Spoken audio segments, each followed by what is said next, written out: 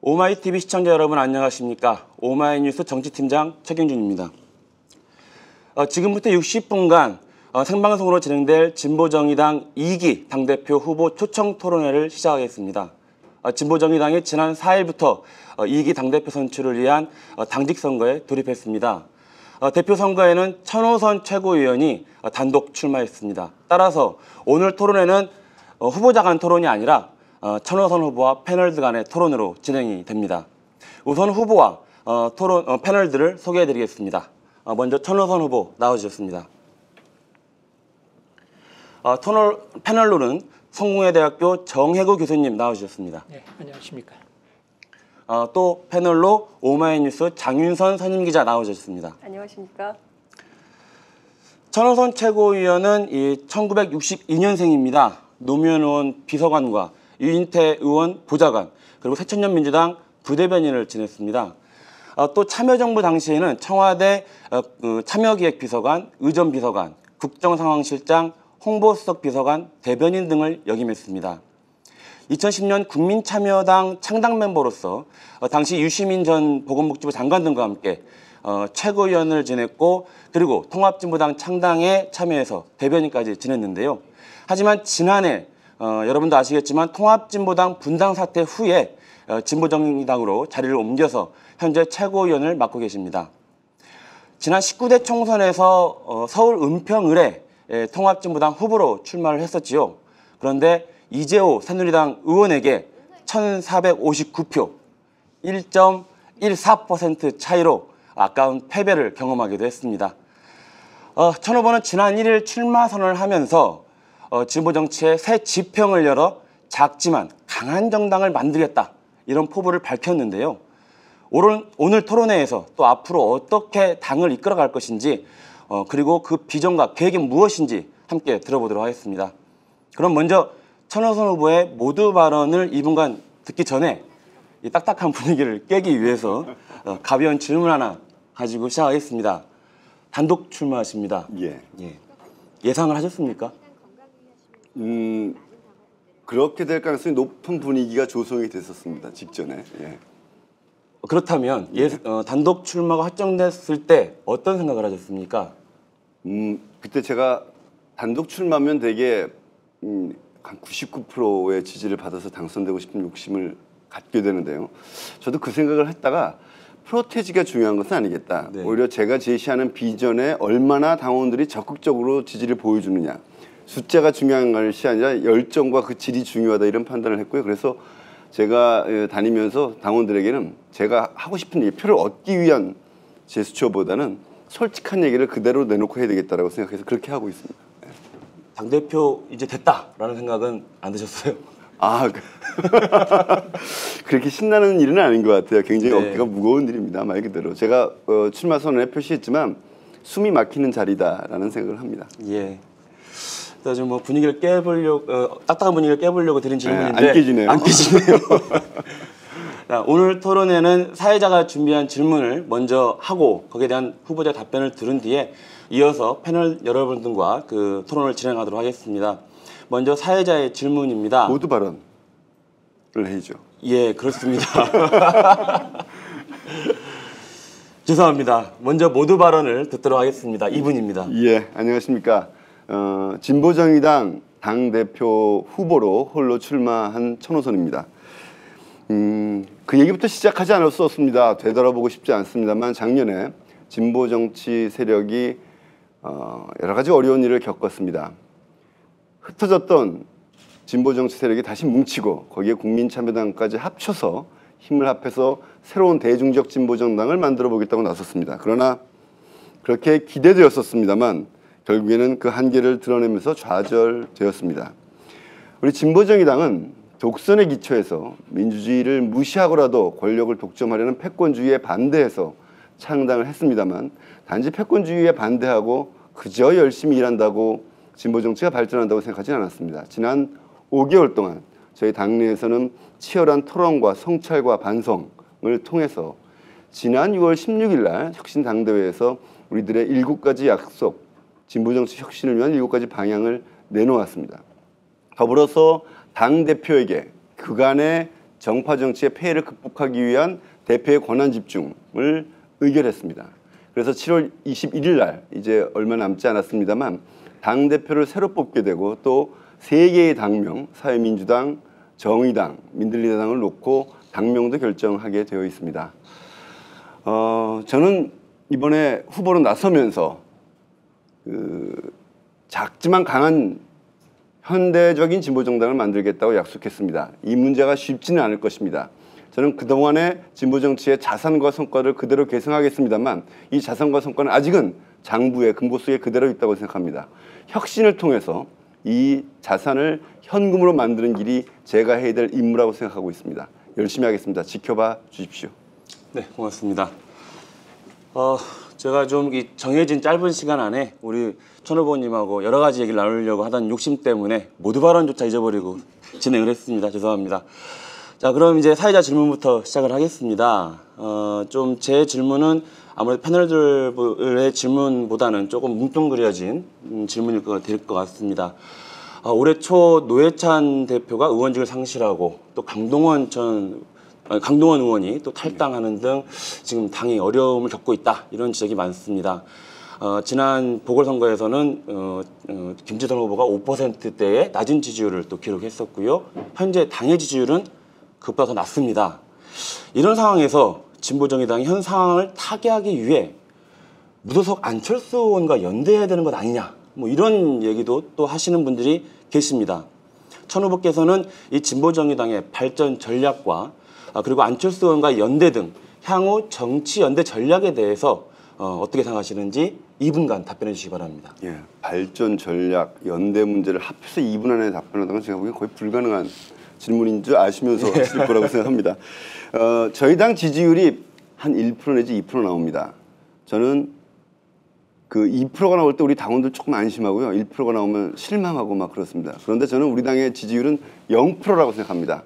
실제로 1 내지 2%의 지지율은 의미가 없는 것이다 라고 봅니다. 우리가 아까 제가 말씀드렸지만 진보정치의 성과를 계승해서 발전시키겠습니다만 그 성과는 아직 장부 속에 있을 뿐입니다. 이것을 혁신을 통해서 현금화해야, 국민들에게 손에 잡히게 내놓아야 저희들의 진짜 지지율이 나오기 시작한다고 생각합니다. 0%에서 아무것도 가지고 있지 않다는 자세로 출발하겠습니다. 기본적인 전략은 아까 말씀드린 대로 작지만 강한 정당입니다. 작은 정당은 역량을 집중해야 합니다. 그리고 현대적인 정당입니다. 기존의 진보정당이 가졌던 전근대적 요소들이 저는 있었다고 봅니다.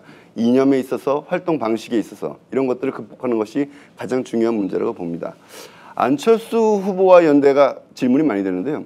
결론부터 말씀드리면 저희가 뭐 상당히 연대하자고 하지 않았는데 먼저 연대하겠다 말겠다 이렇게 나설 일은 아닙니다만 저희는 연대를 염두에 두지 않고 당의 혁신을 위해서 노력하겠습니다만 연대의 문제에 관해서 말씀을 드리자면 질문이 있기 때문에 민주당과 안철수 의원의 정치 세력과 저희는 기본적으로 전략적으로 등거리이다. 양쪽의 세력이 다 장단점을 갖고 있다. 그러나 양쪽의 세력 어느 한쪽과만 같이 한다는 생각을 갖고 있지도 않다라고 말씀드릴 수 있겠습니다. 예. 네, 감사합니다. 1%, 2%대의 지지율은 의미가 없다. 0%에서 시작하겠다. 이제 인상적인데요.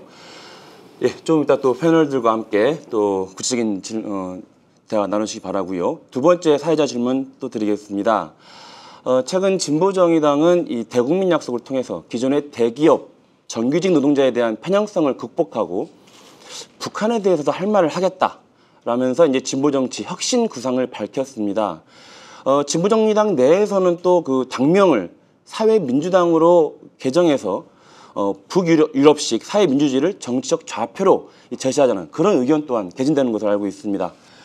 후보께서는 진보정의당의 노선과 정책 그리고 또 진보정치 혁신 방안은 어떤 것인지 역시 2분 안에 답변하실 수 없는 질문이지만 다시 2분의 답변을 요구드리겠습니다. 뭐 다시 상세한 얘기가 뭐 이 뒤에 진행될 거라고 봅니다. 혁신의 내용들이 여러 가지가 있었습니다. 가능하면 저희들이 7가지 약속을 한번 읽어주셨으면 하는데요. 기니까요. 그러나 이제 가장 핵심적인 것은 노동 중심성에 대한 비판적 검토와 대북 관계 문제입니다. 노동 중심성에서는 기존의 대기업 노조 자체가 잘못되었다고 생각하지는 않습니다. 그 대기업 노조와 정당의 관계 맺기가 잘못되었다고 생각합니다. 할당제와 배타적 지지를 중심으로 형성된 이 관계가 초기의 진보정당의 형성에 큰 도움이 되었지만 이것이 한편으로는 결국엔 대기업 노조의 이익만 의도와 달리 결과적으로 반영하게 되는 것이었다고 생각합니다. 앞으로는 저희가 조직하지도 못하는 그리고 투쟁하지도 못하는 미조직 노동자들, 그다음에 영세 노동자들, 영세 기업에서 일하는 노동자들, 중소기업 노동자들을 대변하는 것이 중요하다고 봅니다. 대북 관계는 그렇습니다. 대한민국의 모든 문제의 원인, 아니 상당히 많은 문제의 원인 또는 그 문제를 악화시키는 원인이 분단에 있다는 인식들이 우리 진보 세력내에 공유되어 있습니다. 그렇기 때문에 그 상대 당사자로서의 북에 대해서 공공연하게 공격적으로 그 체제의 문제와 인권의 문제를 거론하는 것이 옳지 않다는 지적이 있었습니다. 그런 부분들을 기본적으로 유지하지만 그렇다고 해서 인권에 대해서 또는 체제에 대해서 국민들이 질문할 때 공당으로 질문해야 될 대목도 있다고 봅니다. 그런 부분들을 국민의 상식에 맞춰서 하겠다는 것이고요. 사민주의 문제는 사회민주주의를 사회민주 당명으로 정하는 문제와 별도로 굉장히 중요한 문제의식인데요. 그동안 여지껏 진보 정치가 어떤 정책에 대한 반대, 한두 가지의 정책, 뭐 무상의료, 무상교육 이런 것으로 승부해왔다면 앞으로는 국가 운영의 총체적 비전을 내놓고 그것을 내놓고 국민들을 설득하고 그걸 기준으로 해서 정책도 재정비하고 당원들이 교육되고 그럼으로써 새로운 어떤 국민들에게 이런 국가를 운영하겠다는 것을 보여주는 기존의 새누리당도 민주당도 하지 않는 오히려 진보정당이기 때문에 해야 할 일을 해야 하는 그런 문제 제기가 되었다 이렇게 바라보고 있습니다. 네, 답변 잘 들었습니다. 또 향후에 또 상세한 또 질문과 이런 것들이 진행될 것 같은데 제가 잠깐 답변 들으면서 궁금한 것이 하나 있어서요. 네. 향후 진보정의당에 여러 가지 질문들이 요구되어질 것으로 보입니다. 그런데 그 중에 하나가 이제 조금 전에 말씀하셨던 이 그 남북 문제, 그리고 또 이 북한 문제인데요. 좀 전향적인 방향 전환을 얘기하셨는데 북한 인권법에 대해서는 어떻게 생각하십니까? 북한 인권법 문제의 결론부터 말씀드리면 이렇습니다. 그렇게 말씀드리면 굉장히 오해가 있을 수 있겠네요. 북한 인권법에 대해서 저는 북한의 인권에 심각한 문제가 있다. 그것이 개선되어야 한다. 그것을 위해서 이 대한민국의 정당들은 어떤 형식으로든 노력을 해야 된다는 생각을 갖고 있습니다. 여지껏은 되게 그 인권 자체에 대해서 거론하는 것을 거부해왔다고 생각합니다. 이제는 그러지 않고 그것이 있는 그대로 인정을 하고 무엇을 노력할 수 있는가를 얘기해야 된다고 생각합니다. 그러나 그 방법이 북한 인권법에 담겨져 있는 대북 어떤 선동 단체들을 지원하는 것이냐, 이것은 좀 아니지 않는가. 그렇게 해서 남북 관계는 더욱 악화될 것이다. 북한의 인권을 보장하는 대전제는 평화입니다. 전쟁은 인권의 무덤입니다. 그리고 전쟁 상태는 인권 유린의 어떤 명분이 되고 핑계가 되고 맙니다. 그렇기 때문에 평화를 유지하는 것이 첫 번째고 구체적으로 생존을 위한 지원을 하는 것, 이것이 두 번째라고 생각합니다. 이 대전제 하에서 북한의 인권들이 확대될 수 있다고 봐야 되고요. 북한 인권법은 내용을 어떻게 구상하느냐에 따라 달라지겠지만 저희들 당내에서 토론이 필요하지만 그것이 단지 북한에 삐라를 보내는 것을 지원하는 것이 핵심이라면 그것은 심각한 문제가 있는 것이다. 이렇게 보고 있습니다. 토론을 진행하는 데 있어서 결국 중요한 게 이제 패널들과의 토론인데요. 너무 사회자가 말을 많이 해서 같습니다. 죄송합니다. 자, 본격적인 이제 패널 토론에 들어가겠습니다. 총 5가지 주제로 진행이 됩니다. 각 주제에 해당된 시간은 8분이고요. 우선 패널 여러분들께서 해당 주제에 대해서 30초간 질문해 주신 다음에 후보가 1분 답변하시고 그 뒤에 다시 이제 패널과 후보 간의 자유토론이 진행이 됩니다. 이때도 마찬가지로 30초 질문하시고 1분 답변하시면 됩니다. 자, 첫 번째 주제입니다. 진보정의당의 발전 전략과 관련된 것인데요. 우선 정의구 교수님께서 먼저 질문해 주시겠습니다. 예, 제가 먼저 질문을 하겠습니다. 지난달 말에 리얼미터에서 여론조사를 했는데 거기에서 진보정의당이 1.6%, 통합진보당 1.5%, 합쳐도 3.1%밖에 안 되죠. 작년 총선 때 10% 정당 지지율이 10% 나왔어요. 그러니까 합쳐도 7% 정도가 이제 떨어졌습니다. 그래서 지금 상당히 중요한 문제는 진보 정의당의 어떤 존재감 자체가 없어지는 거 아니냐 이런 생각이 듭니다. 그렇기 때문에 진보 정의당이 앞으로 장기적인 것은 좀 차후의 문제고 당장 살아남기 위해서 존재감을 드러내야 되는데 구체적으로 그 존재감을 드러낼 수 있는 어떤 전략이랄까 방법이 있으면 좀 얘기를 좀 해주시기 바랍니다. 저희가 갑자기 혜성처럼 또는 나타날 수도 없고 갑자기 거인처럼 보이지도 않을 겁니다. 저희는 아까 말씀드렸지만 작은 정당이지만 작지만 강하게 하겠다는 말씀을 드립니다. 간단하게만 말씀드리면요. 저처럼 소위 정통적인 의미의 진보 정치 세력이 아닌 사람이 당대표가 된다면 거기에 높은 지지가 만약에 뒷받침된다면 그 자체가 우리 당의 혁신의 방향성과 가능성을 보여주는 것이다. 이렇게 생각을 합니다. 만약에 뭐 갑자기 지지율이 오른다든지 존재감이 커진다면 아마 그것은 거품일 것입니다. 제 임기가 2년인데요. 저는 한 1년 안에는 우리 당 내부의 활력이 넘치고 국민들이 볼 때 아, 저 사람들이 진보 대표 정당이다 라고 이야기할 수 있을 정도로까지는 올려올 자신이 있습니다. 그것은 굉장히 제가 약속드린 한 7가지 방향의 구체적인 공약들이 있는데요. 그것을 일관되게 추진하면 가능한 일일 것이다 라고 보고 있습니다. 이어서 장윤선 의원님 질문해 주십시오. 예, 사실 이런 토론은 굉장히 좀 의제 중심으로 치열하게 진행이 돼야 되는데 이렇게 의제 중심으로 짧게 나눠져 있어서 질문도 짧게 할 수밖에 없을 것 같습니다. 앞으로 이제 10월 재보선이 가장 가깝게 있는 선거인데요. 이 10월 재보선의 진보정의당 이 존재감을 드러내는 수 있는 굉장히 중요한 그 기회인데 10월 재보선에 대해서는 당대표가 되면 어떤 전략으로 어떻게 핸들링하겠다라는 생각을 좀 갖고 계신지 궁금합니다. 예, 10월 재보선에 큰 윤곽이 아직 나오지는 않았죠. 좀 더 두고 봐야 될 것 같습니다. 저희 당이 큰 욕심을 낼 수는 없습니다. 저희가 한 2-3군데 정도, 한 2군데 정도는 후보를 낼 것으로 보이고요. 조금 더 낼 수도 있습니다. 저희가 후보를 내게 되면 달라진 진보정당의 모습을 보여드리는 데 집중할 생각입니다. 근데 재보선 자체에서 커다란 성과를 기대한다는 것은 과욕일 것이고요. 국민들도 그렇게 바라보지 않을 것입니다. 저희는 재보선과 지방선거까지의 기본적인 목표는 국민들로부터 진보 정치에 대한 어떤 기대를 회복시켜내는 것.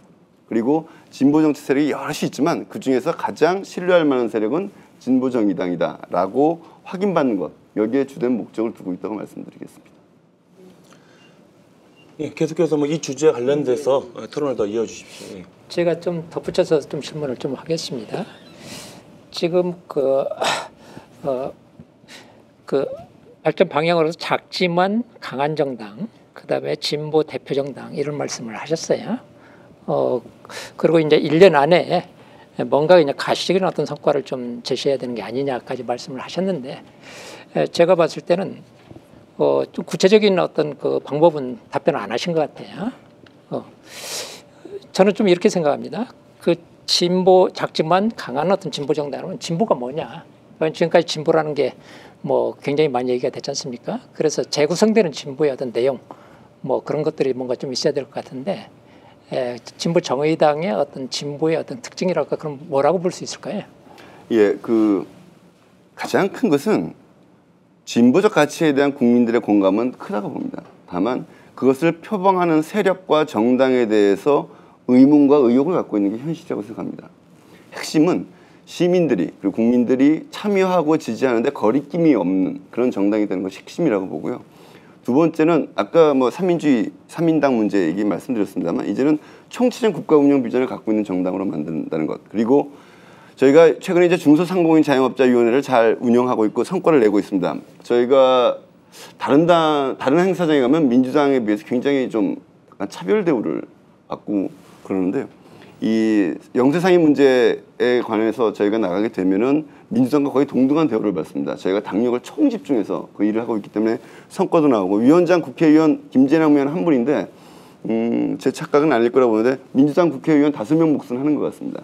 이렇게 저희들이 갖고 있는 역량이 작기 때문에 작지만 강하다는 것은 선택과 집중을 할 수 있는 기동력 있는 시스템으로 당을 바꾸겠다라는 계획을 갖고 있다는 걸 말씀드리고요.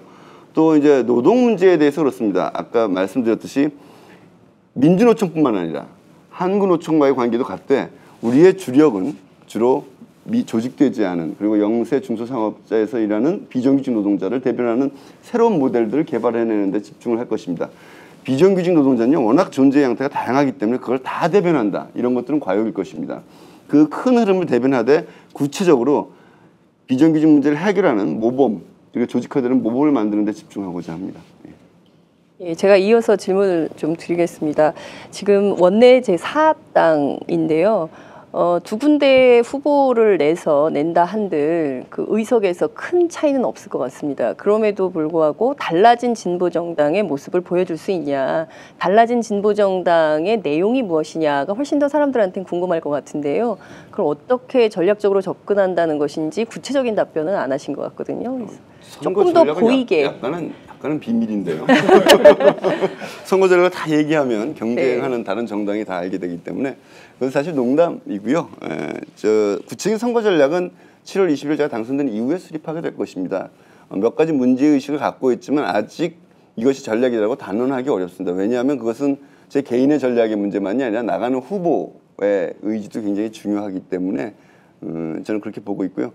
가장 핵심적인 것은 역시 국민들에게 와닿는 민생 의제를 저 사람들이 가장 열심히 하고 있다는 것을 보여주는 것. 이것이 제일 중요한 문제라고 봅니다. 저희가 살림이 굉장히 부족한데요. 민생 트럭을 큰 거 하나 샀습니다. 3.5톤짜리 트럭을 사가지고 그 별칭이 민생 당사인데요. 그걸 들고 지금 전국을 다니면서 특히 이제 중소상공인 자영업자 문제 같은 것들을 길거리에서 마이크를 틀어놓고 얘기를 합니다. 그것에 대한 호응이 굉장히 큽니다. 그런 모델, 그런 모범들을 많이 만들어나가는 것이 중요하지 않겠습니까? 10월달 재보선식에 갑자기 우리 진보정의당이 그때 이름이 바뀌어 있겠습니다만 열광적인 지지를 얻어낼 것이라고 생각하지는 않습니다.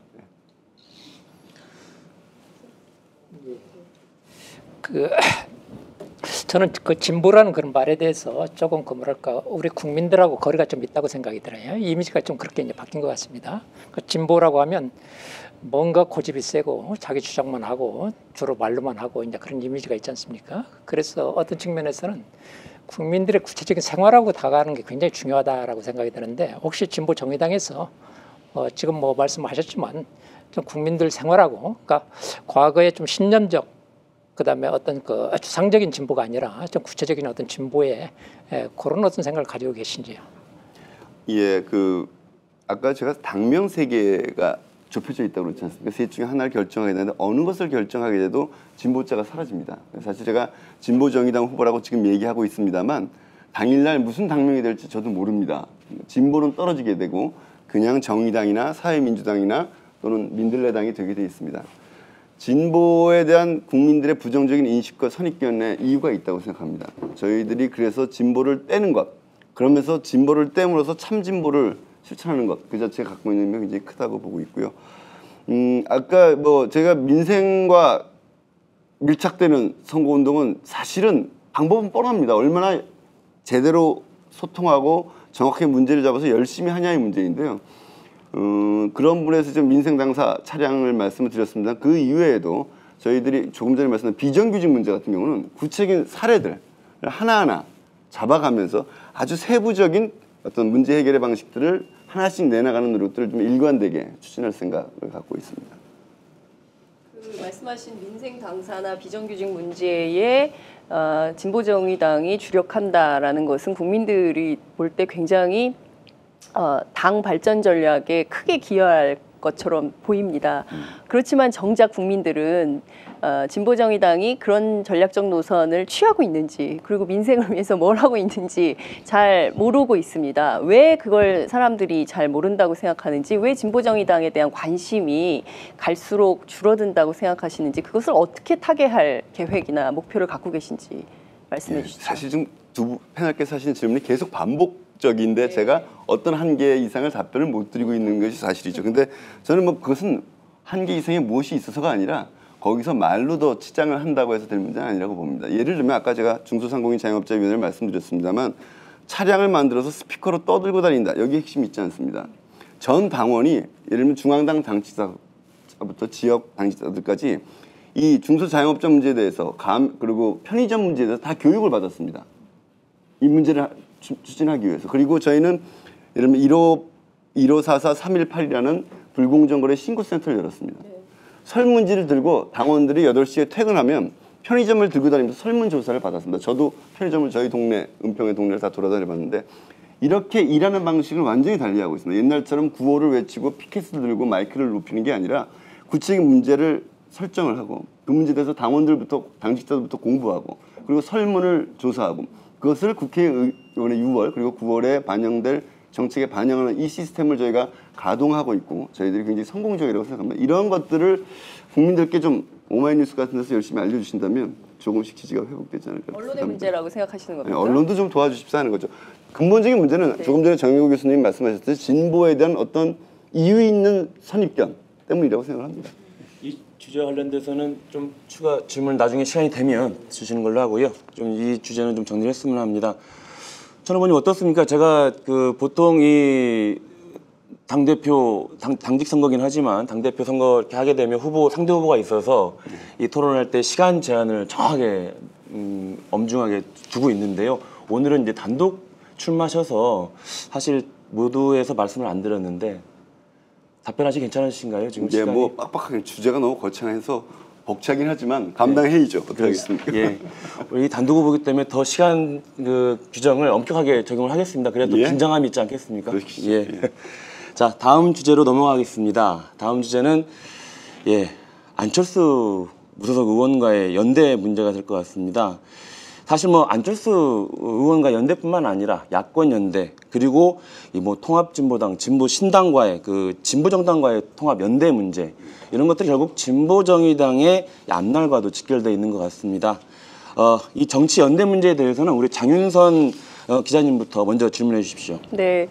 야권 연대와 관련해서는 굉장히 유구한 역사가 있는 것 같습니다. 사실 지난 2010년 지방선거 이후에 지금까지 계속되어 있는 민주진보 진영의 영원한 숙제처럼 돼버린 사안이기도 한데요. 큰 틀에서 보면 진보 진영 전체, 진보신당부터 통합진보당 전체를 아우르는 진보 진영의 연대는 어떻게 할 것이며 그리고 조금 더 확산돼서 민주당과의 문제는 또 어떻게 할 것이냐. 그리고 새로운 제3지대 노선을 피력하고 있는 안철수 진영과는 어떤 전략적 선택, 어떤 전략적 연대를 가져갈 것이냐도 굉장히 중요한 것 같습니다. 물론 현재의 지지율은 굉장히 미미하긴 합니다. 진보정의당이요. 그렇지만 갖고 있는 그 뭐 노선이랄까, 정책의 방향이랄까, 뭐 이런 측면에서 보면은 사실은 키맨에 해당한다 이렇게 볼 수도 있을 것 같거든요. 진보정의당 굉장히 중요한데 이 야권 연대의 전략적 방향이랄까요? 이것을 좀 어떻게 설정하고 계신지 답변을 해주시면 감사하겠습니다. 먼저 진보 정치 세력의 통합 문제와 야권 연대라고 이름 붙이는 포괄적인 것을 좀 나누어서 말씀드릴 수밖에 없을 것 같습니다. 진보 정치 세력의 통합에서 저희가 진보 대표 정당이 되겠다라는 거 내세우는 것은 진보 정치의 다양한 견해들, 특히 자신이 강조하는 이념들과 어떤 과제가 있습니다. 그것을 포괄할 수 있는 정당으로 거듭나겠다는 뜻입니다. 그렇기 때문에 가능하면 진보 정치 세력에 있는 많은 분들이 저희와 함께 하실 수 있는 정당을 만들겠다라는 의미입니다.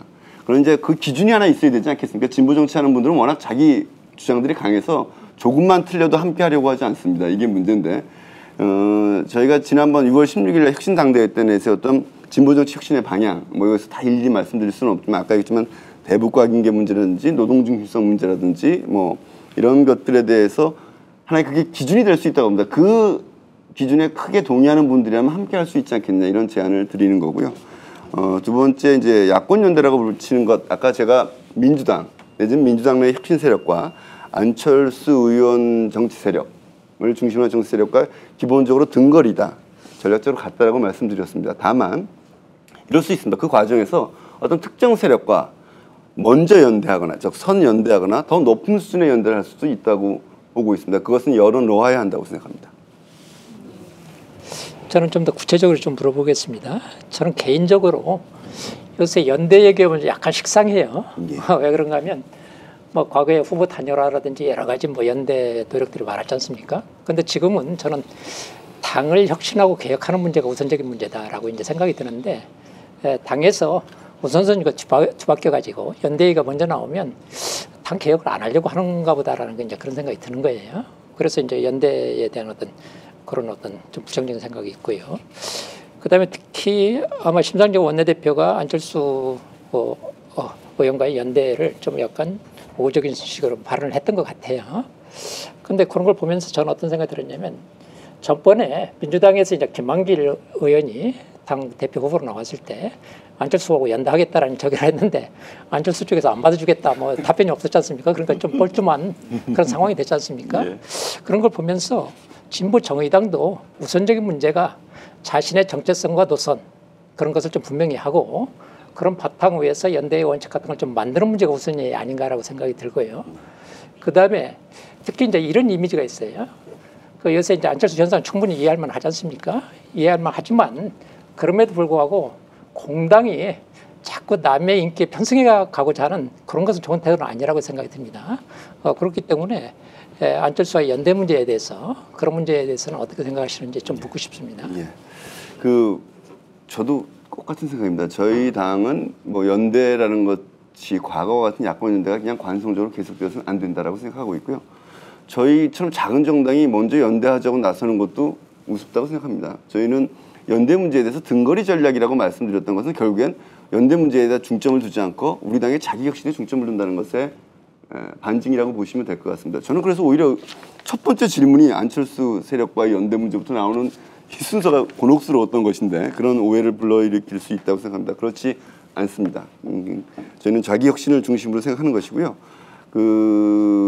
야권 연대에 대해서도 이제 과거와 같이 선거에서 승리를 위한 연대 이런 거 뛰어넘어야 된다는 얘기는 이미 국민이 충분히 형성돼 있다고 보고요. 제가 아까 등거리라고 했는데 이런 문제의식을 갖고 있습니다. 민주당 내 혁신 세력도 민주당을 뛰어넘는 정치 혁신의 구상과 의지를 갖고 있는지 의문입니다. 안철수 후보도 구체적으로 어떻게 정치를 혁신하겠다는지 비전을 내세우고 그걸 수행할 수 있는 능력이 있는지 의문입니다. 이런 부분에 대해서 저는 아직도 질문을 갖고 지켜보고 있는 상태다 이렇게 말씀드릴 수 있겠습니다. 아까 뭐 포괄할 수 있는 진보 진영 전체를 포괄할 수 있는 정당으로 거듭나겠다라는 그 입장을 밝혀주셨는데요. 시민 참여 정당 노선을 굉장히 강조를 많이 하고 계신 것 같습니다. 여러 다양한 루트를 통해서. 근데 이를테면 진보 정당의 그러니까 새로운 정당의 모델로 네트워크 형태의 이제 진보 정당 뭐 이런 것들을 얘기를 많이 하는데 실제로 그런 노선을 좀 갖고 의제별로 연대하는 뭐 그런 식의 전략을 갖고 계신 건지 아니면 뭐 그밖에 다른 생각이 좀 있으신 건지 좀 더 이렇게 뭐랄까 국민들이 들었을 때 저 당이 이렇게 거듭나려고 하는 거구나라는 것이 좀 이렇게 딱 와닿아야 된다고 생각하는데 약간 뭐랄까 너무 이제 총론적인 얘기만 하시니까 저당의 변화가 구체적으로 이렇게 딱 와닿지 않는 실천적인 과제가 뭐구나, 뭐 어떻게 바뀌겠구나. 천호선 후보가 일단 천호선 후보가 당대표가 되면 이 당이 어떻게 바뀌겠구나라는 게 좀 딱 와닿아야 될 것 같은데 아직까지는 좀 그런 느낌을 못 받고 있어서요. 그런 것은 몇 가지 단어로 표시할 수 있죠. 예를 들면 좀 전에 네트워크 정당 얘기하셨잖아요. 그걸 제가 저희 공약과 이야기 속에서 나열할 수 있을 것입니다. 근데 그것도 많이 식상하지 않은가요? 저는 그런 이야기에서 머무는 게 실천이 돼야 된다고 봅니다. 제가 이제 하나의 모델로 아까부터 계속 중소상공인 자영업자위원회를 말씀드렸는데 이 모델을 만들자는 건 제가 당선 이후에 하겠다는 게 아니라 모두가 문제의식을 갖고 올 상반기 내내 추진해왔던 겁니다. 그중에 특징적인 것 중에 하나가 위원회 실질적으로 당 외에 문방구 하시는 분들 그다음에 자영업 하시는 분들이 위원으로 들어가 있습니다. 당원들이 아닙니다. 그런 분들과 함께 위원회를 구성해서 운영을 합니다. 이것이 하나의 이제 네트워크 정당의 구체적인 실천 모습이라고 볼 수 있겠죠. 저희들은 작은 정당이기 때문에 당의 힘만 가지고 무엇을 할 수 있다고 생각하지 않습니다. 그래서 당의 핵심 의제가 있으면 그 의제에 참여하는 당 안팎의 네트워크를 최대한 강화해서 움직이겠다는 생각을 분명히 갖고 있고 실제로 그런 모델을 실천하고 있다라고 저는 뭐 자신 있게 말씀드릴 수 있습니다. 연대와 관련해서 저는 좀 그렇습니다. 그 작은 정당이 연대를 하는 데서 굉장히 중요한 부분은 굉장히 중요한 어떤 전략적 지점을 이렇게 선점하는 그런 게 좀 필요한 것 같아요. 아마 이제 10월달에 이제 재보선이 있고 내년 지방선거가 있다면 작은 정당으로서 굉장히 힘의 한계가 있을 겁니다. 그런데 어떤 측면에서는 오히려 우리나라 이제 선거라는 게 이제 그 단순 다수제이기 때문에 양자 대결식으로 이제 되지 않습니까? 그래서 오히려 진보 정의당 같은 데서는 그 연대의 어떤 기본적인 어떤 그 원칙 같은 걸 마련하고 그런 것을 제안해 가지고 일종의 양자 대결 속에서 연대할 수 있는 그런 것을 미리 연구해 놓는 게 오히려 굉장히 중요한 캐스팅 보트를 칠 수 있지 않을까 그런 생각이 들기 때문에 너무 이렇게 저 분위기에 편성하지 말고 어떤 굉장히 전략적인 어떤 지점 같은 걸 좀 찾아내야 되지 않을까 그런 생각이 듭니다. 네, 질문이시기도 하고 조언이시기도 하고 그런 것 같습니다. 네. 정 교수님께서 질문 짧게 하시니까 제가 질문을 드리겠습니다. 예. 말씀하신 대로 사실 중요한 건 당의 혁신과 변화고 진보정이 어떻게 변할 것이냐 이건데 모르겠습니다. 언론의 문제일 수도 있겠지만 투자들은 또 이 연대 문제도 관심을 갖는 게 사실입니다. 안철수 의원과 연대일 수도 있고 뭐 다른 여타 민주당과 연대일 수 있는데 어쨌든 간에 기존의 지금 진보정의당의 1기 체제인데 2기 체제가 되면 이 연대 체제 연대나 이런 정책이 바뀌는 겁니까 아니면 유지되는 겁니까? 사실은 저희가 진보정의당 만들고 나서 첫 번째 겪었던 선거가 대통령 선거죠. 대통령 선거에서 저희가 연대를 먼저 실천했습니다. 그리고 노원병 선거는 그 연대의 한계가 무엇인지를 또한 보여주는 선거였습니다. 저희가 외롭게 고군분투했습니다.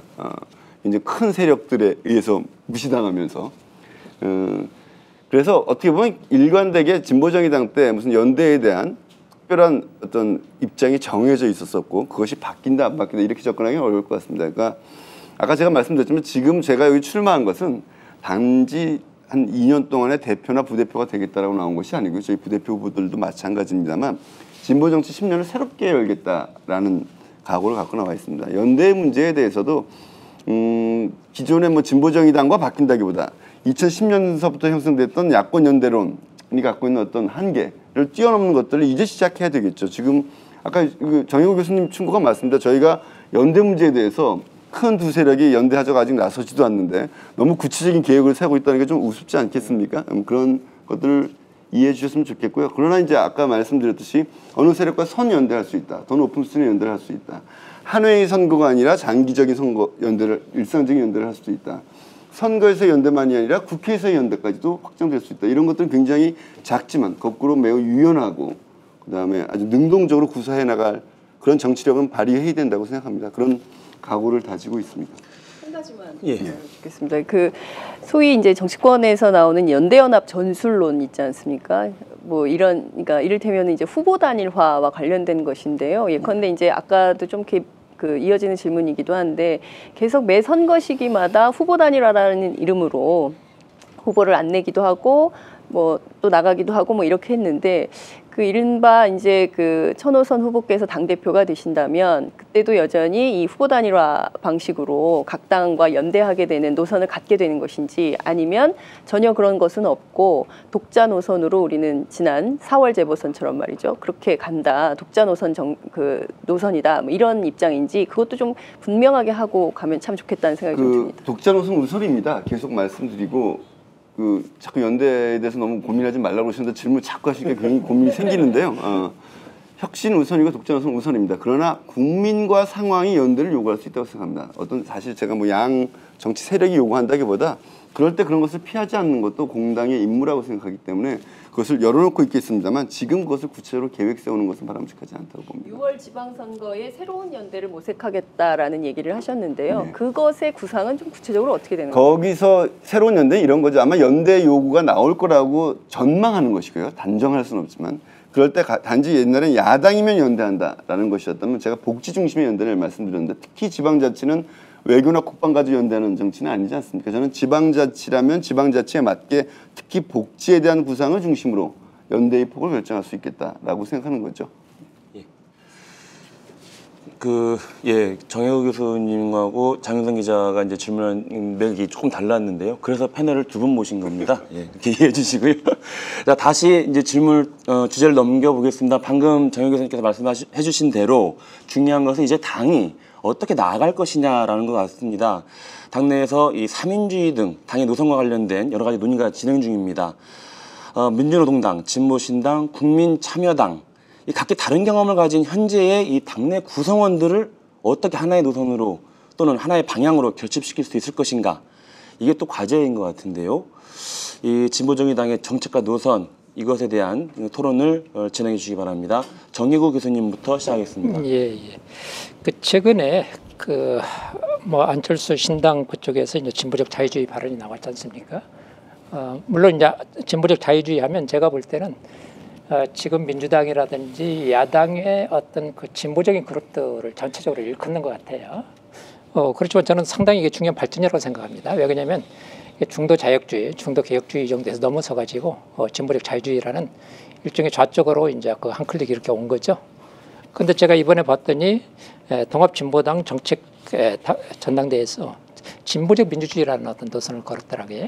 그래서 진보적 자유주의, 그다음에 진보적 민주주의 그런 얘기를 했는데 진보 정의당이 한마디로 아직 뭐 그게 정해지지는 않았겠습니다만 우리의 기본 노선, 총 노선은 뭐다라는 게 있으면 한번 얘기를 좀 해주시죠. 예, 아직 정해지지 않았다는 사실 제가 굉장히 곤혹스러운 대목이 하나 있습니다. 저희들 다 내부에서 당명 논쟁이 있습니다. 예, 사회민주당이냐 정의당이냐 또는 민들레당이냐 그 앞에 두 개가 지금 서로 각축을 벌이고 있는 상태인데요.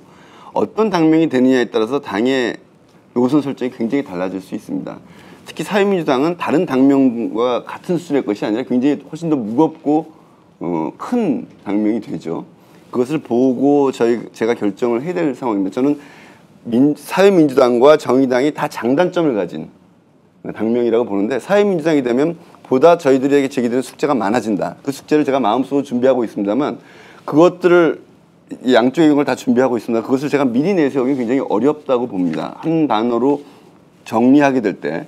그러나 이제 사회민주당과 정의당 속에서 공통적인 부분들이 있다고 생각합니다. 저는 그것을 사회민주주의와 사회자유주의, 진보자유주의가 사실 엄격히 따지면 사회자유주의죠. 사회민주주의와 사회자유주의를 포괄하는 그런 정당이 큰 기본 방향이 되지 않겠는가 이렇게 생각하고 있습니다. 네, 저는 좀 더 구체적으로 그 노선의 총노선이 그렇다고 한다면 이 당의 진보정의당의 대표 정책은 무엇인지 좀 궁금한데요. 예컨대 지난번에 이제 이른바 그 언론에서 평가하기를 진보정의당의 반성문이다 이렇게 평가를 내린 바 있기도 합니다만 7가지 약속을 내세우시면서 뭐 패권주의 문제 그리고 이제 북한의 비판에 대한 왜 우리는 북한에 대해서 비판하지 않는가에 대한 문제 그리고 이제 아까 말씀하신 대로 대기업 노동자만 뭐 이제 중시하는 그 노동 중심적인 문제 등등에 대해서 여러 가지 지적을 하셨지만 특히 좀 걸리는 대목이 있는 것 같습니다. 평화로운 대한민국에 대해서 모두가 동의할 수 있겠지만 과연 모두를 위한 복지국가가 가능한 것이냐 이게 실천 가능한 정책이 될 수 있을까에 대해서 의문을 품는 사람들이 꽤 있는 것 같은데요. 이를테면 진보정의당의 대표 정책은 무엇이 될 것이다. 그것이 만약에 복지라면 그 모두를 위한 복지 정책이 과연 가능한 것인가에 대해서 얘기를 좀 해주시면 좋겠습니다. 예, 모두를 위한 복지는 두 가지 의미를 동시에 갖고 있습니다. 첫 번째는 보편적 복지를 지향한다라는 뜻입니다. 물론 어떤 과도기에서 어떤 분야의 복지는 선별적인 복지가 더 정책적으로 타당한 경우도 있습니다만 기본적인 지향은 보편적 복지를 지향해야 된다는 것이 저희들이 하나의 큰 방향이고요. 두 번째 모두를 위한 복지의 두 번째는 어떤 계층이나 계급을 배제하는 복지사회가 아니라는 것이죠. 예를 들면 자본주의 사회의 모순을 극복해놔야 되지만 현실적으로 좀 존재하는 자본을 배제하는 복지 이런 것은 실제하지도 않고 바람직하지도 않다는 생각입니다. 모두를 위한 복지는 오히려 그렇기 때문에 가장 실현 가능한 그래서 꼭 그것을 그대로 따라하자는 것은 아니지만 여러 가지 그 북유럽이나 삼민주의 정책들의 경험들로부터 많이 배워올 필요가 있다. 그러나 한국의 상황은 매우 다르다고 봅니다. 한국의 여태까지 경로 의존성이라는 것이 있고요. 남북관계라는 것이 있고 한국에서 사회민주주의 같은 것들에 대한 시각들도 있고 복지국가에 대한 시각들도 굉장히 다양하기 때문에 그것을 어떤 한 단어로 정하기 어렵고요. 제 공약 중에 하나가 그런 국가 운영의 비전을 내년 초에는 하나로 정리해서 내놓겠다라는 것이 공약 중에 하나로 내놓고 있습니다. 예. 그 앞에서 말씀하실 때 그 북한에 대해서 할 말은 하겠다라는 그런 표현이 있었어요. 그 제가 볼 때는 어떻게 보면 이 문제가 이제 통합진보당하고 관계도 상당히 관련이 있는 문제고 그렇기 때문에 북한에 대해서 할 말을 하겠다는 말을 좀 구체적으로 좀 말씀을 한번 해주셨으면 좋겠습니다. 조금 전에 제가 아까 아주 압축해서 말씀을 드렸습니다. 되게 그런 거죠. 아무리 작은 정당이지만 정당이 되고 집권을 꿈꿉니다. 집권을 하게 되면 남북 간에 정상회담도 해야 되고 교류도 해야 됩니다. 그럴 가능성이 있을 때 상대 국가의 체제 자체를 일상적으로 공격하는 것은 온당한 태도가 아닙니다. 그리고 대한민국의 많은 이 문제점들의 원인이 분단에서 나오는 것이 있고 또는 다른 나라에도 있는 문제점들이 분단 때문에 더 증폭되고 악화돼서 나타나는 것이 있습니다. 이 문제를 해결하기 위해서 남북 간의 신뢰를 회복하는 것은 매우 중요하다고 생각합니다. 이미 남북은 유엔에서 2개의 국가로 인정받았습니다. 다른 나라의 인권에 대해서 얘기할 수 있지만 다른 나라의 인권을 일상적으로 공격하는 정당은 거꾸로 없습니다. 이것이 기본적인 인식이고 이 틀은 유지되어야 된다고 봅니다. 그러나 북한의 인권이 상태가 굉장히 좋지 않다는 것 맞습니다. 그리고 때로는 인권의 특수성만을 강조하는 분이 부분들이 있지만 인권엔 보편성이 있다고 보여집니다. 그런 보편적인 인권에 대해서 상태가 좋지 않다는 것을 분명히 인정해야 된다고 보는 것이고요. 시간이 다 끊어졌는데 어떻게 할까요? 조금 더 하시 답변하시죠. 예, 저는 국민들이 북한의 인권에 대해서 어떻게 생각하느냐라는 질문에 답해야 된다고 보고요. 그리고 아까 말씀드렸듯이 평화와 인도적 지원은 흔들림 없이 진행돼야 된다는 것이 두 번째인데 이것만은 다는 아니라고 봅니다. 그러면 북한의 인권을 보다 실질적으로 지원할 수 있는 방법은 뭐냐? 북한 인권법이 아닌 그것에 깔려 있는 공격적인 어떤 그런 오히려 남북 관계를 더 긴장시키는 방법이 아닌 프로그램들을 제가 7월 21일 날 당선이 되면 바로 연구하고 구상을 해서 내놓을 생각을 가지고 있습니다. 예, 어떤 계층이나 계급을 배제하지 않는 복지국가가 만들어진다면 정말 좋을 것 같습니다. 과연 그것이 현재와 같은 한국적 현실에서 가능할지 정말 먼 미래를 상정하고 얘기를 하시는 것은 아닌가라는 생각이 좀 들고요. 한편으로 제가 이 질문을 좀 드려보겠습니다. 계속해서 중소상공인 보호 정책에 대한 강조를 굉장히 많이 하셨는데요. 그러니까 비정규직도 뭐 여러 가지 종류가 있기 때문에 그 종류에 따라서 뭐 이렇게 정책을 만드시겠다 이렇게 하셨습니다. 그렇지만 여전히 우리가 이제 진보 정당들 하면 이렇게 딱 사자로 끊어지는 구호들이 있습니다. 이를테면 무상교육, 무상보육, 무상의료 뭐 이런 것들을 그러니까 의제 선점을 통해서 대국민들한테 알려내는 그리고 그것을 실제로 정책에서 현실로 만드는 노력들을 진보 정당에서 과거에 해왔습니다. 그렇다면 천호선 후보가 당 대표가 된다면 실질적으로 우리 복지에서 어떤 부분에서 어떤 것들을 국민들에게 돌려줄 수 있는 복지를 할 것인지, 그러니까 뭐 모든 계층이나 모든 계급을 배제하지 않는 복지국가를 만들겠다. 이것은 너무나 추상적이고 먼 미래에 해당하는 것이고, 그럼 당장 7월 20일 이후에 우리에게 진보정의당이 줄 수 있는 복지국가의 약속은 무엇이냐? 얘기를 좀 해주시죠. 예, 대개 한두 개의 정책을 내세우는 것은 필요합니다. 그 시기에 가장 핵심적인. 그러나 지금 보시면 아시겠지만 작년 과정에서 그런 정책들을 다 새누리당이 또는 민주당이 가져가 버렸습니다. 그런 의미에서 그것이 한계가 있다는 지적이고요. 그러나 이제 좀 중장기적인 복지국가에 대한 전략들이 필요하고 저는 그 핵심을 사회복지세라고 봅니다. 사회복지세라는 것을 얘기가 좀 굉장히 길지만 일단 세금을 올리지 않고서는 복지 문제를 해결할 수 없다. 이 문제에서 저희가 용기 있게 문제 얘기를 할 것입니다. 그리고 사회복지세는 복지를 위한 특정 목적을 위한 특정한 세로서 저희들이 설정을 하는 것이고요. 이것을 통해서 보편적 복지를 실현하기 위한 중장기적 재원을 만들겠다는 계획을 갖고 있습니다. 예를 들면 참여정부 비전 2030이라는 게 있었습니다. 그것이 그냥 복지국가에 대한 구상이 아니라 2030년까지 재정계획을 어떻게 운영해 나가면서 복지 문제를 채워나가겠다는 재정 전략들이 포함이 됩니다. 그런 재정 전략이 없는 복지계획은 그저 좋은 구호에 불과하다고 생각합니다. 그렇기 때문에 저로서는 이제 사회복지세 문제를 좀 더 검토를 해서 국민들을 설득할 수 있는, 사실 여론조사를 해보면요, 세금을 조금 높여도 복지가 강화되는 것을 받아들일 수 있다는 사람, 그러니까 거꾸로죠. 복지가 좋아진다면 세금 높이는 것을 받아들일 수 있다는 국민들이 많습니다.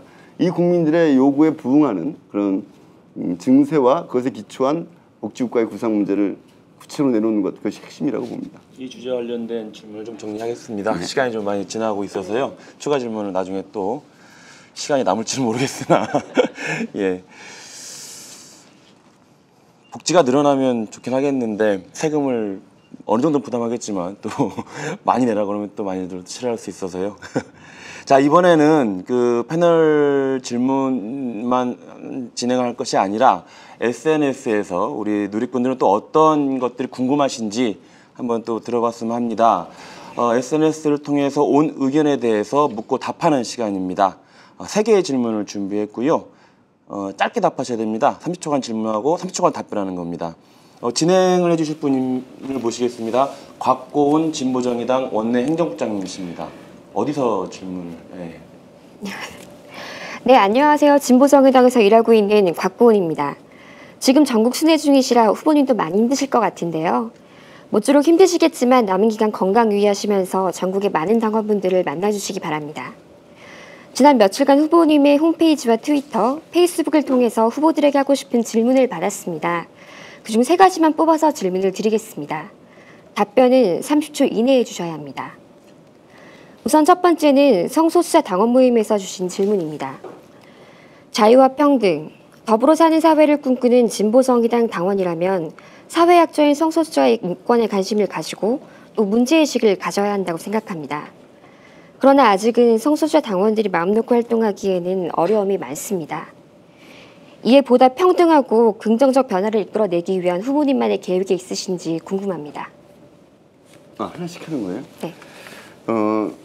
성소수자위원회 자체가 당내에서 정말 소수위원회입니다. 해당 당사자가 굉장히 양쪽으로 많지는 않죠. 그렇기 때문에 스스로 일종의 동아리 모임처럼 운영해왔던 것이 현실입니다. 저는 앞으로 성소수자위원회를 성소수자만이 아니라, 발음하기 굉장히 어렵네요. 성소수자 문제의 해결, 그리고 그것에 대한 편견을 극복하고자 하는 사람들이 함께 모여서 만드는 당의 아주 중요한 위원회 중에 하나로 격상시켜서 활동을 할 생각입니다. 네, 답변 감사합니다. 그러면 두 번째 질문입니다. 홈페이지를 통해 당원님께서 질문을 주셨는데요. 현재 우리 당은 5명의 국회의원들이 있습니다. 각자 열심히 의원직 수행을 하고 계시긴 하지만 당원들이 보기에는 당과 의원들이 일치가 되지 않는 느낌을 종종 받기도 합니다. 이번에 새로 출발하는 지도부에서도 의원들과의 호흡이 굉장히 중요하다고 생각하는데요. 사실 천호선 대표 후보님께서는 현역 의원이 아니시기 때문에 이 부분에서는 조금 힘드시지 않을까 하는 우려가 있는 것도 사실입니다. 이 부분에서 어떻게 하실 계획이신지 많은 분들이 궁금해하셨습니다.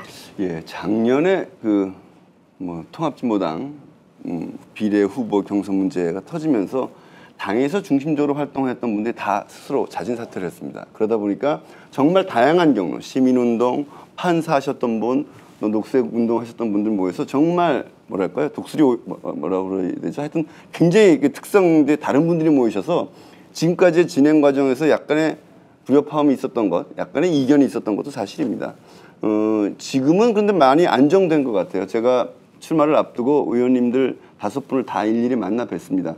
앞으로 할 수 있다고 생각합니다. 예. 네, 역시 대표 후보님답게 답변에 막힘이 없으시네요. 감사합니다. 마지막 세 번째 질문입니다. 이번 2기 지도부 후보들은 혁신을 최우선 과제로 내놓으셨는데요. 확실히 말해서 그중에서 이건 좀 바꾸겠다, 이런 말은 앞으로 쓰지 않겠다, 이런 구체적인 혁신해야 될 과제나 문화, 그런 언어, 이런 것들이 있는지 궁금합니다. 예, 대한문 앞에서 집회를 하다 보면요, 국민들이 쳐다는 볼 수 있을지 몰라도 함께하기엔 매우 부담스럽습니다. 저는 문화혁신위원회를 만들겠다는 공약을 드렸습니다. 그것을 통해서 우리 당의 모든 행사, 집회, 조직 문화를 총점검해서 바꾸겠습니다. 구체적인 사례는 나중에 말씀을 드릴게요. 시간이 너무 짧아서 안 되겠네요. 네, 이상으로 당원 여러분이 궁금해하시는 내용에 대해 후보님의 답변을 들어봤습니다. 여러 우려와 격려들을 접하면서 이번 신임 지도부의 역할과 책임이 막중하다는 생각이 들었는데요. 모쪼록 후보들께서 국민과 당원들의 기대에 맞게 진보 정치의 혁신과 미래를 열어가 주시기를 바라면서 이만 넘기겠습니다. 감사합니다. 네, 박 국장님 고생하셨습니다. 네, 여러분들은 지금 오마이TV가 주최하는 진보정의당 신임 당대표 초청 후보 초청 토론회를 보고 계십니다. 자, 이제 계속해서 패널 토론을 이어가겠는데요. 저희들이 예정했던 시간보다 좀 많이 초과를 했습니다. 그래도 질문 수를 줄일 수는 없지 않겠습니까? 그래서 생각해 봤는데 패널들의 질문 시간을 좀 줄여보겠습니다. 예, 짧게 질문해 주시면 또 우리 천 후보께서 답변하실 수 있는 시간도 좀 보장이 될 수 있을 것 같습니다. 네 번째 주제는 진보정의당의 혁신 방안입니다. 진보정의당이 이미 대국민 약속 등을 통해서 혁신의 의지를 천명했습니다. 진보정치가 바뀌어야 한다고 하는 분들이 많습니다. 진보정치를 혁신할 방안은 무엇인지 장윤성 기자부터 질문하겠습니다. 진보정의당의 역사를 거슬러 보면 사실 이게 덧셈의 정치라기보다는 뺄셈의 정치라고 볼 수밖에 없을 것 같습니다. 이 뺄셈의 정치를 어떻게 하면 덧셈의 정치로 만들 것인지, 얼마나 더 많은 당원들이 함께할 수 있는 방안을 만들 건지 답변해 주십시오. 저는 지금 진짜 덧셈을 하려면 어떻게 될까를 말씀드리면서 막 생각하다가 놓쳤습니다. 지금 아까 제가 0%에서 시작한다고 말씀드렸지 않습니까? 진보적 가치에만 동의하면 그 내부에서 구체적인 실행 방법에 대해서 약간의 이견 있는 사람이 다 모일 수 있는 진보 대표 정당이 되겠다고 말씀을 드렸습니다. 이런 것들이 이제 진보 정치 세력에 대해서는 기본이고요. 예를 들면 이런 겁니다. 제가 이번에 상반기에 박근혜 정부가 출범했을 때 한반도 신뢰 프로세스라는 것을 내놓았습니다. 저는 한반도 신뢰 프로세스는 지지해야 될 정책이라고 생각합니다. 몇 가지 문제점이 있지만 예를 들면 기존의 진보 정치는 여당이 하는 것을 거의 반대했던 것 같습니다. 그러나 때로는 선의를 가진 정책도 있다고 보고요. 그리고 잘 설계된 정책도 있습니다.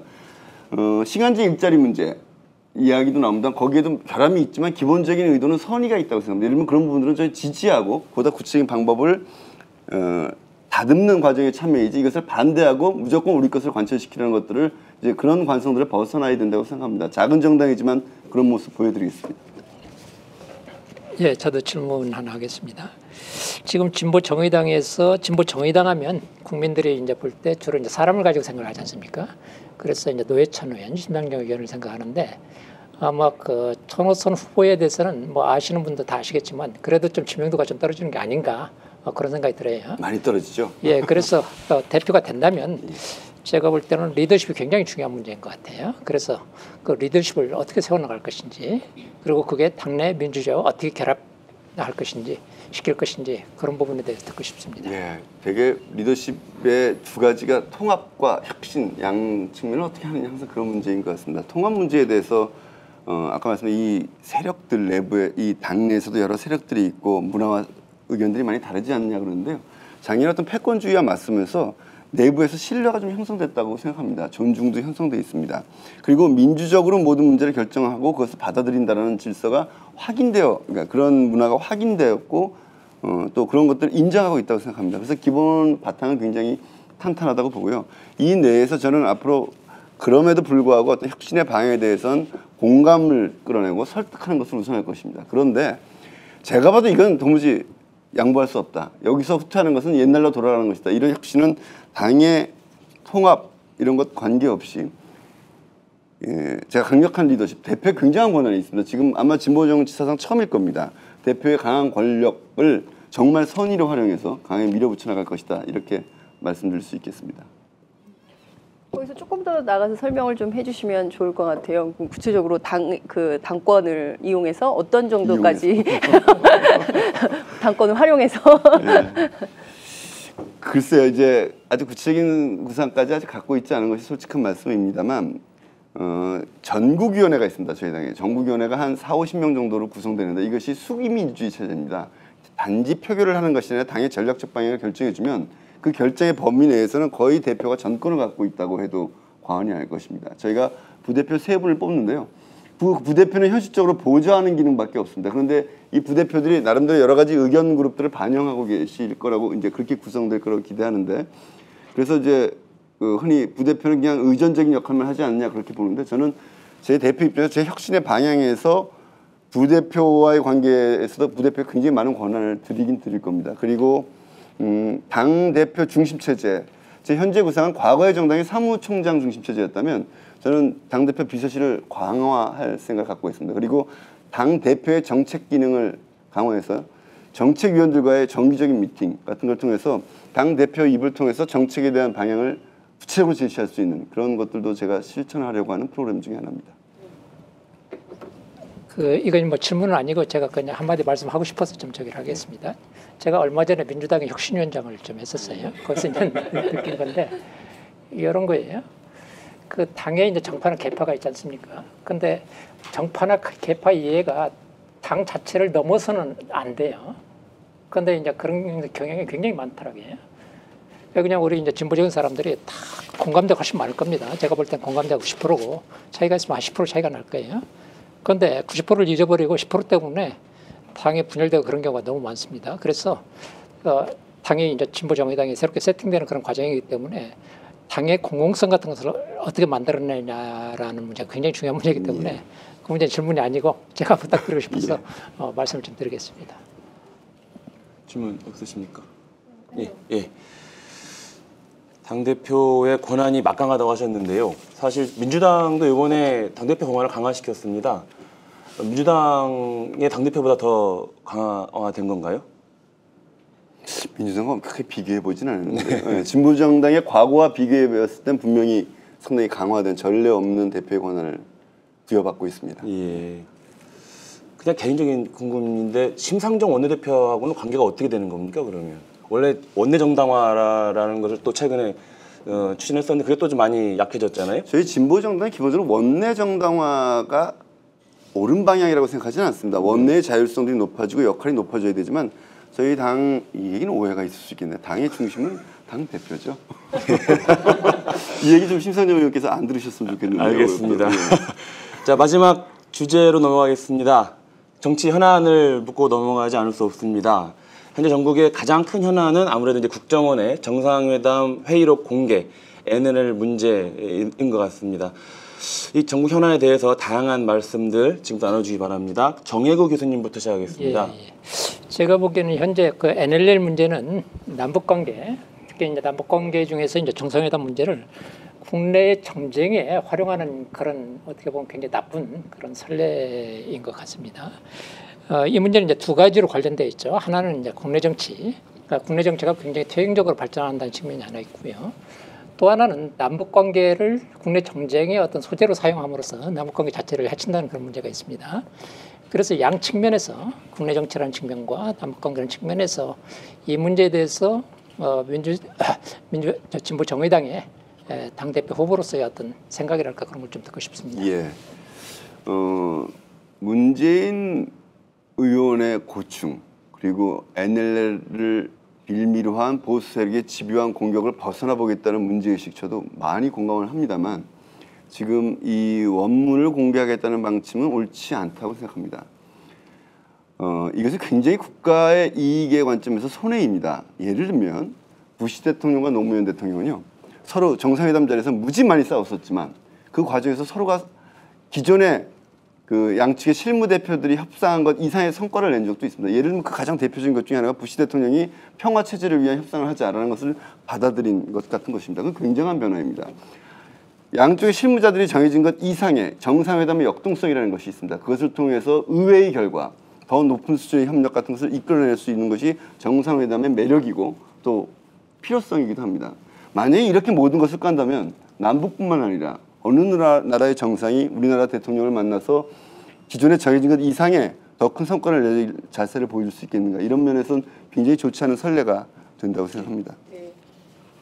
정상회담 대화로 공개에 대해서는 그 비공개하는 것이 맞다 이런 입장을 갖고 계신 것 같은데요. 그렇다면 당시 비서실장이셨던 문재인 의원은 지금은 왜 그렇게 민주당 안에서 이것을 공개해야 된다, 특히 음원까지 공개해야 된다라고 주장하는 이유는 무엇이라고 보십니까? 네, 조금 전에 말씀드렸듯이 워낙 이런 거죠. 보수 세력이 과거에 김대중 노무현 시절의 핵심은 퍼주기 이 세 글자 가지고 10년을 공격을 했습니다.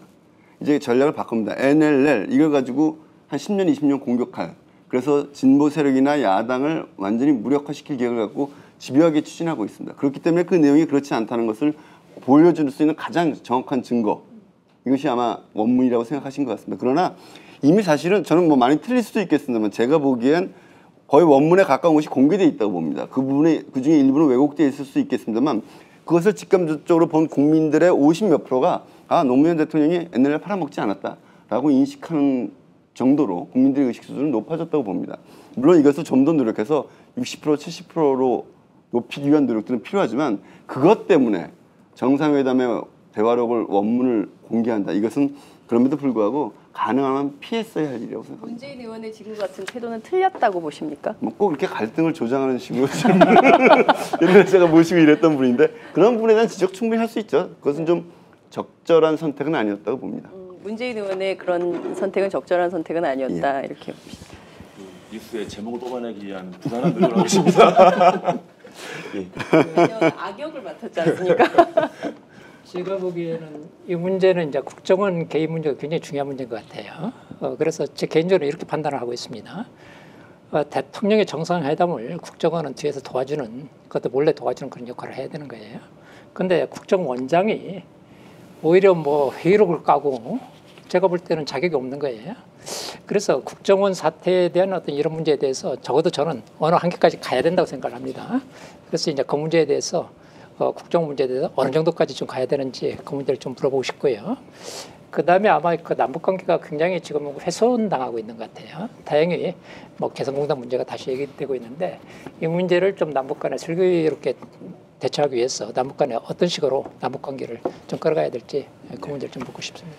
예, 첫 번째 국정원 문제 통탄할 일인데요. 사실 저는 그때 참여정부 청와대에서 일하면서도 저희가 원래 노무현 대통령도 국정원을 해외정보처 수준으로 개혁하겠다는 공약을 갖고 있었습니다만 노무현 대통령의 기본 방향은 오히려 정치적으로 철저하게 중립을 보장하는 것으로 놔뒀습니다. 예를 들면 고용구 원장님 같은 경우는 노무현 대통령의 대선배십니다. 민주변호사회에.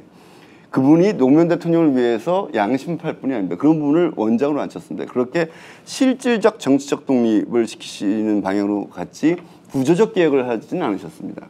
나중에 김만복 원장 같은 경우는 국정원 출신의 말단 직원 출신을 원장을 시켰습니다. 이런 것들이 굉장히 의미 있었지만 결국엔 대통령이 누가 되느냐에 따라서 이게 얼마든지 다시 퇴행할 수 있다는 것을 보여줬다고 생각합니다. 그것이 노무현 정부가 못 해낸 일 중에 하나라고 보고요.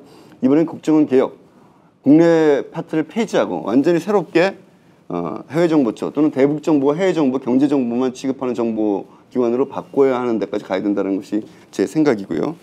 그 다음에 두 번째 질문이 뭐였죠? 개성공단. 개성공단 문제. 개성공단 문제로 오기 전까지 남북이 매우 거칠게 왔습니다. 지금 짧게 이게 작은 게 풀렸는데요. 결론부터 말씀드리면 이 작은 것 때문에 돌아가는데 오래 걸려서는 안 된다고 생각합니다. 급속하게 과감하게 가야 된다고 생각합니다. 국정원이 지난 대선에 상당히 깊숙이 개입한 것으로 보인다라는 검찰의 수사 결과가 나왔습니다. 따라서 지난 대선을 과연 인정할 수 있는 것이냐, 대선 결과에 대해서 불복해야 되는 것은 아니냐, 이런 얘기들도 나옵니다. 그 같은 의견에 대해서 천호선 후보께서는 어떤 입장이신지, 그리고 이후에 이런 문제들이 생긴다면 진보정의당은 좀 약간 이를테면 이런 상황이 벌어졌을 때 제일 먼저 촛불을 들고 나올 법한 진보정의당이 민주당보다 좀 더 소극적인 것 같다라는 인상을 좀 받습니다. 그래서 이런 투쟁에 좀 이렇게 적극적이지 않다, 국민들이 보기에 말이죠. 이런 평가를 받는 것은 왜 그렇다고 보시는지, 열심히 하고 있는데 사람들이 안 알아준다 이렇게 보시는지. 그건 두 번째가 그건 맞습니다. 저희는 민주당은 얼마 전에 보니까 실내에서 집회를 하더라고요. 그것이 뭘 의미하는지 저희가 다 읽죠. 근데 저희는 이미 거리에 나가서 정당 연설을 하고 있습니다. 무슨 투쟁을 선동하는 것이 아니라 이 문제의 심각성에 대해서 국민들께 저희들이 직접적으로 다 설명을 하고 있습니다. 특히 국정원 개입 문제를 NLL 문제는 NLL 문제로 가야 되지만 국정원 선거 개입 문제는 그 자체로서 분명히 짚고 넘어가야 된다라고 생각하고 있고요. 제가 계속 드리는 말씀은 국정원이 문재인 후보를 지지하기 위해서 불법 선거 운동을 했더라도 그 책임은 박근혜 대통령이 져야 된다고 봅니다. 지금 저는 아직은 박근혜 대통령의 지시에 의해서 박근혜 대통령에 의해서 국정원 선거 개입이 이루어졌다고 생각하지 않습니다. 그렇지 않을 거라고 믿고 있습니다. 그렇다면 박근혜 대통령 스스로가 이 문제를 끊어줘야 됩니다. 국정원은 대통령을 위해서 무조건 충성하는 조직입니다. 이 문제를 해결할 수 있는 사람은 박근혜 대통령밖에 없습니다. 그렇기 때문에 박근혜 대통령이 이 문제를 해결한다면 국민들로부터 그래도 인정을 받겠지만 만약 그렇지 않게 되면 그 정부의 정통성에 심각한 의문을 제기받게 될 것이다. 그래서 박근혜 대통령의 지금의 태도가 매우 중요하다 이렇게 보고 있습니다. 추가 질문 있으세요? 남재준 원장이 사실 이번 정국에서 굉장히 큰 역할을 하고 있는 거 아닙니까? 스스로 국정원장이 스스로 비밀 문건을 공개하는 결정을 내렸는데 지난 참여정부에서 주요 역할을 하셨었으니까 국정원장과 대통령과의 관계가 어떤지는 누구보다도 더 잘 알 거라고 생각해서요. 남재준 원장의 문제 그리고 박근혜 대통령이 오늘 국정원이 그 자체로 개혁을 해야 된다라고 얘기를 했는데 결국 이것은 남재준 원장에 대해서 해임한다거나 이런 뜻이 아닌 것으로 해석이 좀 되고 있습니다. 이 문제는 좀 어떻게 정리돼야 된다고 보십니까? 제가 상식적으로 생각하기에 하물며 참여정부에서도 국정원의 정치적 독립을 보장했음에도 불구하고 큰 통치의 환경에 영향을 주는 일을 국정원이 독자적으로 벌이지 못합니다. 저는 지금 남재준 원장의 저 행동이 청와대의 용인 없이 됐을까? 저도 사전 보고는 되고 승인되고 했을 가능성이 매우 높다. 단정할 수는 없지만 이렇게 봅니다. 그렇기 때문에 이것은 박근혜 정부가 이 국정원장의 어떤 행태에 대해서 100% 책임져야 한다. 이렇게 보고 있고요. 남재준 원장은 단지 해임될 것이 아니라 구속수사 돼야 될 사람입니다. 법을 위반한 사람이고요. 법을 2번이나 위반했다고 생각합니다. 정 기자님 혹시 더 질문하실 게 있으신가요? 그때 남북 정상회담 때 수행을 하고 가셨었잖아요. 뭐 에피소드나 뭐 이런 거 지금 논란되고 있는 뭐 예를 들어서 그 당시 녹음했던 게 국정원의 녹음기냐 아니면 기록비서관의 녹음기냐 뭐 이런 논란도 있는데 혹시 뭐 저는 뭐 대변인이었기 때문에 예. 녹음기에 그 딱지가 어느 쪽으로 붙어 있는지까지 보지는 않았습니다. 그러나 네네. 지금 뭐 되게 민주당에서 주장하는 것이 사실에 가까울 거라고 보고요. 하나 기억나는 건 그때 당시 이제 나중에 그 문재인 의원이 해명을 했습니다만 정상회담을 앞두고 노무현 대통령이 그렇게 얘기합니다. 우리가 얘기하는 경제협력 사업을 우리 단어가 아니라 우리 방식이 아니라 북의 김정일 위원장을 궁극적으로 설득해야 되니까 그것에 맞는 자료를 제작성해라 라고 해서 그걸 가지고 올라갑니다. 보자기에 싸서 가지고 올라가고 그것을 김정일 위원장한테 전달합니다. 그런데 그것을 새누리당 의원 일부가 뭐 남쪽에 비밀 정보가 들어있다, 반역 대통령이다, 뭐 온갖 말도 안 되는 이야기를 하는 그런 해프닝도 있었었는데요. 남북 정상회담은 저는 그 발췌록 국정원이 얘기한 것으로 보이는 발췌록 보시더라도 한번 국민들 꼭 읽어보셨으면 좋겠는데 굉장히 멋진 회담이었다고 생각합니다. 예. 네, 수고하셨습니다. 이제 저희들이 준비한 토론은 다 끝났습니다. 워낙 그 진보정의당이 현재 엄중한 상황에 놓였다 보니까 당의 진로나 전망 이런 데에 대한 토론의 집중이 된 것 같습니다. 그리고 또 그러다 보니까 답변 시간도 많이 부족했던 게 사실입니다. 그러다 보니까 또 인간 천호선에 대한 질문이나 답변이 좀 적었습니다. 사실은 지금 당대표에 출마한 이 천호선 후보에 대해서 좀 알아볼 수 있는 시간이어야 되는데요. 그래서 제가 마지막으로 시간이 많이 늦어졌음에도 불구하고 인간 천호선을 알 수 있는 질문 한두 개 준비해봤습니다. 사회자의 재량으로 하는 것이니까 양해 바랍니다. 자, 아까 그렇게 말씀하셨습니다. 토론 중간에. 전통적인 진보 정치 출신이 아니다 라고 얘기하셨습니다. 흔히 이제 유시민 전 장관과 함께 참여계로 불리십니다. 운동 출신이 아닌데 노동을 대변해야 할 진보 정당의 수장으로서 역할을 하실 수 있을 것인지 의문입니다. 제가 노동운동을 했다라고까지 내세울 만한 것은 아닙니다만 저도 이제 80년대 같이 학생운동을 했었고 노동 현장에서 이렇게 얘기하는 게 맞겠네요. 취업을 했고 파업투쟁도 해봤습니다. 이게 더 맞겠죠. 노동운동을 했다고 하는 건 좀 과한 것 같고요. 그렇기 때문에 그 정신과 같이 저는 뭐 누구 못지않게 가지고 있다고 생각합니다. 다만 그 노동의 가치를 실현하는 데 있어서 과거의 방식에 한계에 달했고 그것을 과거의 분들이 하는데 그 관성적인 측면들이 있기 때문에 전혀 새로운 사람이 나서서 해보는 것도 좋은 방법이라고 생각을 하고요. 그런 면에서 저는 크게 실망시키지 않을 자신을 갖고 있습니다. 노동의 가치 그대로 유지하면 다만 그것을 대변하고 실현하는 방식들은 과감하게 뜯어고치겠습니다. 그때 노동운동 하시면서 그때 구속도 되셨지 않았나요? 예, 뭐 그때 구속은 그냥 밥 먹듯이 하는 일이죠. 예. 지난주 말에 그 천호선 후보와 기자 몇 명이 그 여의도에서 술을 한잔 마셨습니다. 같이 드셨잖아요. 예, 같이 마셨는데요. 근데 이제 호프집에 2차를 갔는데 그때 진보정의당 쪽 당에 계신 당직자분들은 몇 분 아는 척을 안 하시고 오히려 민주당 쪽 인사들이 아는 척 되게 많이 하시는 거예요. 네. 되게 인상적이었습니다. 민주당 분들이 저를 굉장히 좋아한다고 생각합니다. 네, 민주당 일각에서는 그래서 천호선 최고위원께 민주당이 와서 같이 하자라는 말을 하고 있는 것으로 알고 있습니다. 민주당과 함께하지 않는 이유가 무엇입니까? 저는 민주당이 굉장히 대한민국 민주주의 발전에서 큰 역할을 했다고 생각합니다. 그런데 아까 뭐 누가랑 그런 말씀을 나눴습니다. 민주당이 갖고 있는 한계가 있습니다. 예를 들면 새로운 세대를 만들어내지 못한다든지 지역구 데이트를 과감하게 벗어난다든지 하는 데서 한계가 계속 그 틀 내에서 한 걸음 나갔다 한 걸음 후퇴했다를 한 10년째 반복하고 있다고 생각합니다. 민주당의 가치를 실현하기 위해서도 민주당은 근본적으로 바뀌어야 되고 야권 자체가 새롭게 구도가 짜여져야 된다고 보고요. 그것이 내부에 의해서 되는데 한계를 느꼈기 때문에 외과적 수술이 필요하다라는 생각을 저도 갖고 있습니다. 그 한 축이 기존의 진보정당이 보다 강해져서 민주당으로 하여금 그 힘 때문에라도 스스로 개혁하지 않으면 안 되게 만드는 것이 중요하다고 보고요. 저는 노무현 대통령께서 진보의 가치를 실현하기 위해서 애써왔던 분이라고 생각합니다. 민주당은 그런 분들과 그렇지 않은 분들이 섞여 있습니다. 기존의 진보 정치 세력이 좀 더 유연해지고 폭이 넓어진다는 것은 노무현 대통령 참여정부의 뜻을 잇는 하나의 방안이기도 하다. 이런 문제의식도 갖고 있습니다. 마지막으로 질문 하나 더 드리겠습니다. 당대표 선출과 함께 당명 개정 투표도 실시합니다. 천호선 후보도 한 표를 던지셔야 됩니다. 예.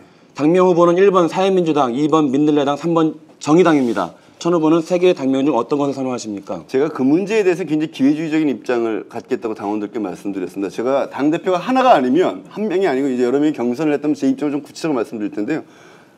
저 혼자는 없는데 제가 어느 어떤 당명에 대한 지지 여부를 분명히 밝히면 혼란스럽습니다. 그러나 대개 당원들은 제가 어느 것을 상대적으로 선택하는지 알고 있습니다. 저는 어떤 당명에 대한 찬반이 아니고요. 1순위와 2순위가 있습니다. 다 장단점이 있다고 보고요. 그런 면에서 저는 제 입장을 충분히 당원들께 말씀드렸기 때문에 이 오마이뉴스까지 나와서는 얘기하지 않는 게 좋을 것 같다는 생각입니다.